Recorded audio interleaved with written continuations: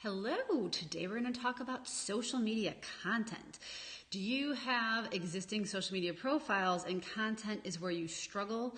Or are you maybe considering adding a new social media profile to your business's social media mix, but you're not sure you have what it takes in order to make it successful? As far as social media goes, I say content is one of the top questions I get from the small business owners and the entrepreneurial clients that we have.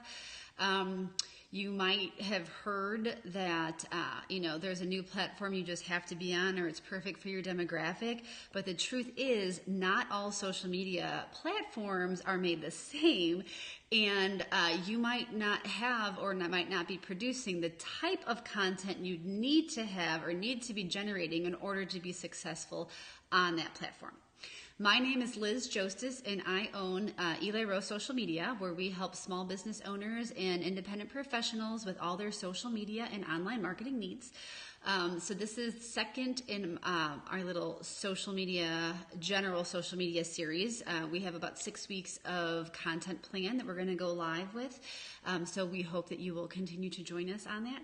So let's get started to talk about content. Now, the one thing I need to say is, over time, there have been new third-party tools or apps that have sort of been able to facilitate making a certain kind of content work on a platform that it just wouldn't natively work on.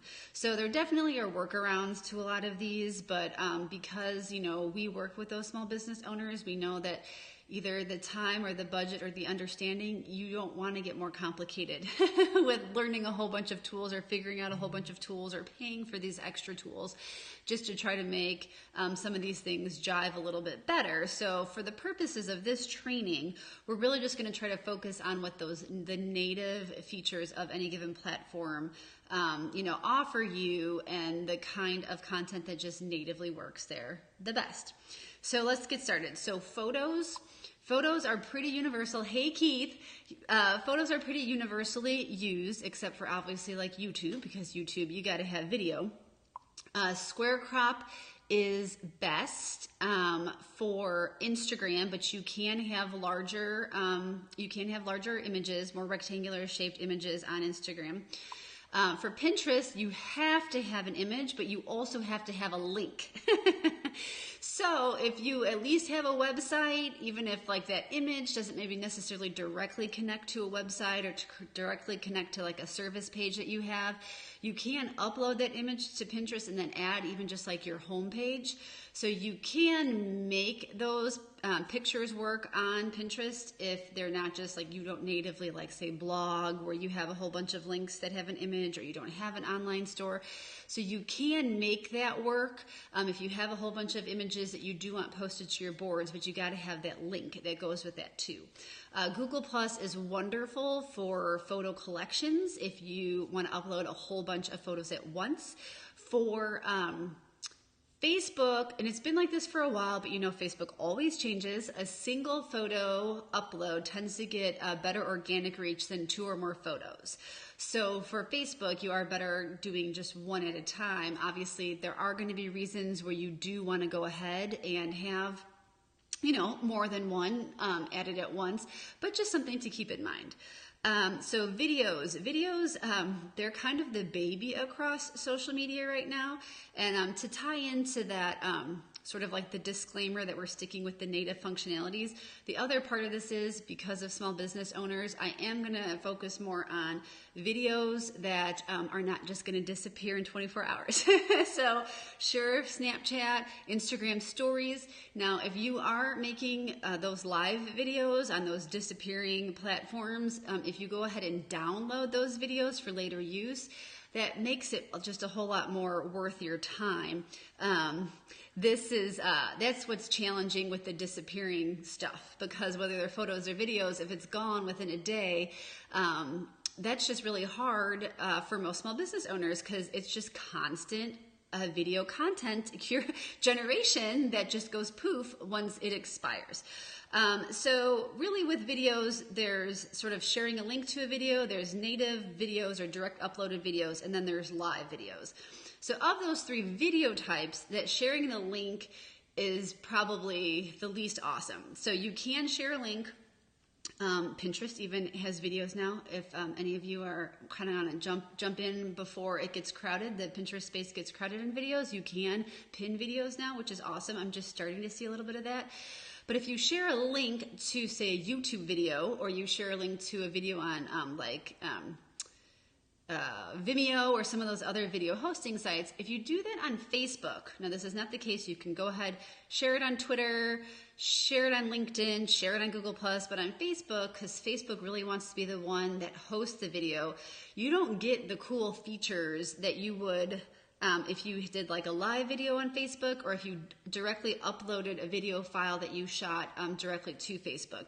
So if you share a link to like a YouTube video, you don't get to customize it on Facebook like you do those native videos, and you can't, like it won't autoplay. So there's some of those extra bonus features that you get when you have the native video that you don't get those benefits if you're sharing that video link over to Facebook.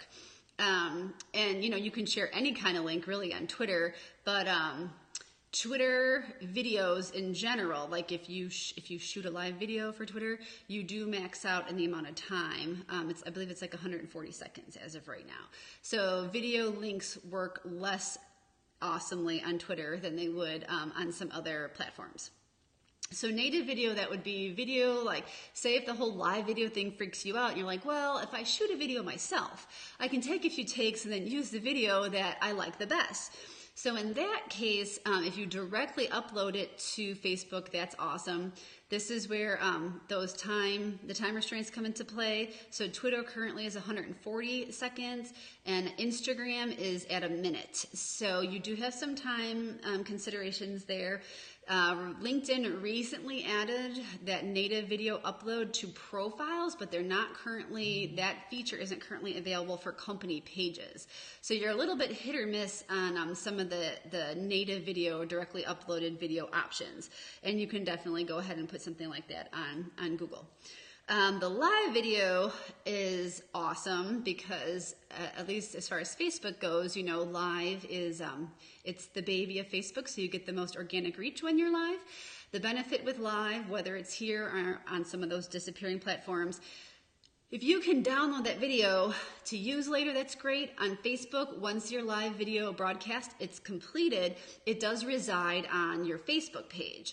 And Facebook, much like YouTube, you can go ahead and create video playlists and organize your playlists, which is really helpful, especially if you really want to build out your video library. Obviously, if you go live on Facebook, you can download and then you can go ahead and upload that to YouTube, which is what I do.